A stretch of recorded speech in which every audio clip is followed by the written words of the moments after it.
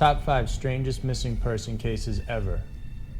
A big gaping void, an open-ended question. When people suddenly disappear from our lives, it leaves us heartbroken and devastated. Some of them leave for mundane reasons like heartbreak or a simple misunderstanding. Other times, they just disappear. Now, people don't ordinarily vanish without a trace, but these next 5 people did. Despite efforts to find them and leads pursued, not a trace has been found. And even today, the people in this list remain the top 5 strangest missing person cases ever. Number 5. Maura Murray. On February 9, 2004, Maura Murray told her professors at the University of Massachusetts that there had been a death in her family and that she had to go home. She packed her textbooks in her Saturn Sedan and took off. Around 7 p.m. that night, Maura took a sharp turn and her car crashed on a snowbank. A bus driver, Butch Atwood, spotted the crash and asked Murray if she needed help, but she declined. She also asked him not to call 911 since she already dialed for help. He relented, but offered her a ride to his house that was just within sight of the crash. She again said no, so he drove away. He would call 911 anyway, seeing the young woman needed help. Minutes later, the police arrived. They would find the car locked, windshield broken, and airbags deployed, but Maura Murray would not be there. She had disappeared into the night. Where did Maura go? Was she abducted within just minutes after speaking with the bus driver? Did she run away? Was she afraid of getting into trouble with the cops and thought it was better to take off? Police tried looking for clues, but there were no visible footsteps in the snow that night. From then on, plenty of leads poured in, but it also opened facts and questions that would baffle investigators and crime sleuths everywhere. For instance, Maura received a phone call on Thursday that left her visibly shaken and so distraught she had to be escorted into her job. She also cleared her dorm room space, taking down artwork from her wall prior to leaving for what was supposed to be just a couple days. She even lied to her professors because there was no death in the family. Maura also had a few run-ins with police, including a drunk driving incident, and was warned about staying clear from other infractions. Finally, she also lied to the bus driver about having already called AAA during the accident. So many questions and so many unusual facts, yet no answers have been found. It's been 12 years since her disappearance, and to this day, no one knows what really happened to Maura Murray. Number 4. Tara Calico. Like Maura, Tara's disappearance would be classified as strange, but also very disturbing. On June 15, 1989, a woman in Port St. Joe, Florida was heading out of a junior food store when she found a Polaroid picture turned face down on the asphalt of the parking lot. She picked it up to look at the picture, and what she saw horrified her. The image showed 2 people, a young woman and a boy, lying in a mess of crumpled, uncoordinated sheets, their mouths duct-taped and their hands appeared to be tied up behind them. In their eyes, you could see the utter resignation. Nothing else looks familiar in the picture except that it looks like the back of a van. The police were immediately notified. Roadblocks were set up, but no one was able to secure the Toyota cargo van that was once parked near the space where the photo was found. Almost a year earlier, on September 20th, 1988, at 9:30 a.m., 19-year-old Tara Calico went out on her usual 34-mile bike ride in Belen, New Mexico. The plan was to go 17 miles along Highway 47, reach the railroad crossing, turn around, and bike back. She was listening to one of her favorite bands, Boston, on her Sony Walkman during the ride. It would have been any normal day, except this time around, Tara never made it back home. 9 months later, the Polaroid photo was found, and it sparked interest, and not just for its disturbing image, but because the girl looked a lot like Tara. The girl in the picture was thinner, but she had the same hair color and complexion as Tara. There was also a discolored patch on the woman's right calf, which was the same location as Tara's scar from a car accident. Beside the girl in the photo was a book by V.C. Andrews titled My Sweet Audrina, one of Tara's favorite authors. As for the boy, he was long thought to be missing New Mexico boy Michael Henley, but his body was found in 1990, just a few miles from a campsite he was staying at with his family. He had gotten lost and died from exposure. During the search for Tara, no trace of her had been found.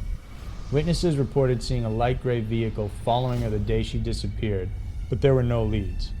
Broken pieces of her cassette and Walkman were also found later on.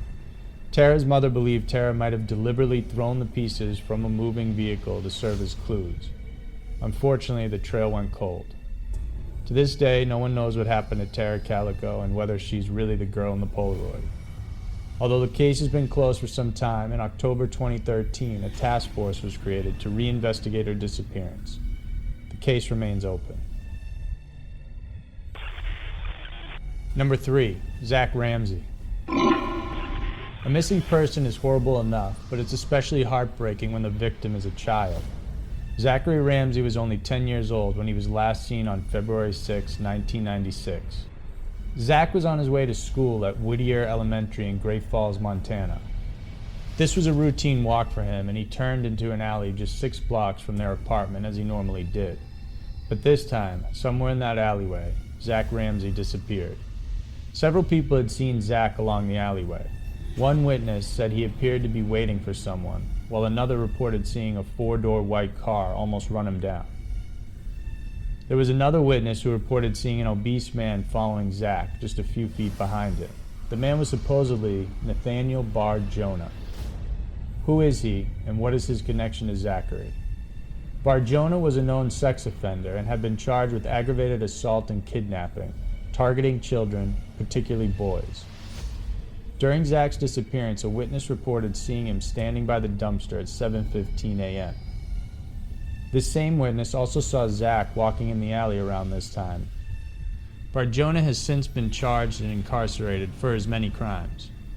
However, was he responsible for the abduction of Zachary, and maybe even far worse? Circumstantial evidence points to that, although nothing conclusive tied him to the abduction. When the police searched Bar Jonah's apartment, they found a list of boys' names including those of his previous victims and the name Zachary Ramsay. The last word place was died. A roommate said that clothes similar to what Zach was wearing were in the apartment, including bloody gloves, and Bar Jonah apparently mentioned the boy in conversation as well. Even more disturbing was the decoded message found on Bar Jonah's notebooks describing recipes for cooking and torturing children and their body parts. It seems Bar Jonah might have killed, cooked, and even served up the boy's body parts to unsuspecting victims. But Zach's mom refused to help detectives, believing the boy was still alive. Despite the possible evidence, the case for Zachary against Bar Jonah was dismissed, and Zach was declared legally dead by 2011. To this day, Zachary Ramsay's appearance has no concrete answers. Bar Jonah never confessed, and he later on died in prison. Number 2. Amy Lynn Bradley. The search for Amy Lynn Bradley has continued years after her disappearance. What makes this a strange missing person case is that it didn't happen on land, but on a cruise ship on international waters. On March 24, 1998, the Rhapsody of the Seas was in docking position at the Calico port. After a night of dancing at the ship's disco area, Amy, together with her brother, returned to their cabin at 3:30 a.m. They both stayed up until 5:30 a.m. at a balcony suite where she told him she might disembark at the port so she can purchase cigarettes. By 6 a.m., passengers spotted Amy at the elevator heading to the top deck, accompanied by Alistair Yellow Douglas, a member of the ship's band, Blue Orchid. This would be the last confirmed sighting of Amy on the ship. What was most striking about this case is that after her disappearance, several sightings of Amy were reported. The first was in August 1998, 5 months after she disappeared. 2 Canadian tourists saw a woman walking by the beach with 2 men flanking her. When the woman heard them speaking in English, she rushed over to them, but was quickly grabbed by 2 men and ushered to a cafe. While she was ushered, she pointed at her tattoos for the tourists to see. When they reported it, her tattoos matched exactly those of Amy. The other report was in 1999 when a Navy officer was inside a brothel in Calico and reported that a woman came up to him, stating herself as Amy Bradley and asking for help. Not knowing of the story, and before he could find out more, 2 men quickly escorted the woman upstairs. It wasn't until months later when the sailor reported it after hearing of the news, but when they went back, the brothel had mysteriously burned down. The last sighting of Amy was in Barbados in 2005 when a woman, Judy Maura, was inside a shopping mall bathroom when she heard two men shouting at someone. After they left, she came out of the bathroom stall and saw a distraught woman in her 30s who told her that her name was Amy and she was from Virginia. Without warning, the men burst back into the bathroom, dragging the girl away while Maura ran away. Finally, another mysterious sighting was from an online website that showcased prostitutes in the Caribbean. A woman named only as Jaws bore a strong resemblance to Amy. From her cheekbones to her eyes and even her ears, many believe it was the same person. Could Amy Bradley have been sold into sex slavery? Despite all of these sightings and information, there are no leads on where Amy Bradley is and what happened to her. Number 1. The M Cave hiker. This one all started with a YouTube comment and a chance encounter with a mysterious cave. Kenny Veach was a 47-year-old hiker who innocently commented on a YouTube video about finding a mysterious M-shaped cave during one of his hikes near the Nellis Air Force Base in Nevada. He approached the cave with some apprehension and felt a strong vibration run through him. He kept walking closer and the vibrations intensified. His entire body began to vibrate. He got so scared that he, quote-unquote, hightailed it out of there. His comment sparked a barrage of responses from other YouTube users. A majority of the commenters egged him on to go back to the cave or to give them more information. Kenny responded and vowed to return soon, along with the right gear and protection. And he kept true to his word. He set out to visit the cave again, only this time he would never return. To this day, no one knows where he is. His final video uploaded on his channel was titled M Cave Hike. This was in October 2014. In the video, he went on to relay his previous experience about the cave and how it made his body vibrate. A commenter on the final video, Sherryann Pilgrim, introduced herself as Kenny's girlfriend and informed everyone that Kenny was missing after his November 10th hike. She was also lamenting the fact that Kenny did not bring a GPS. What makes this case more mysterious is that various unusual stories shroud the area near Nellis Airport Base. It's said to house aliens as well as other top-secret phenomena by the government. Did Kenny Veach have an accident during his hike? Did he find his way back to the M Cave? What do you think? So there are the top 5 strangest missing person cases that exist. All these people went about their daily lives thinking it would just be another day, but it wasn't. So don't take any of yours for granted because you never know.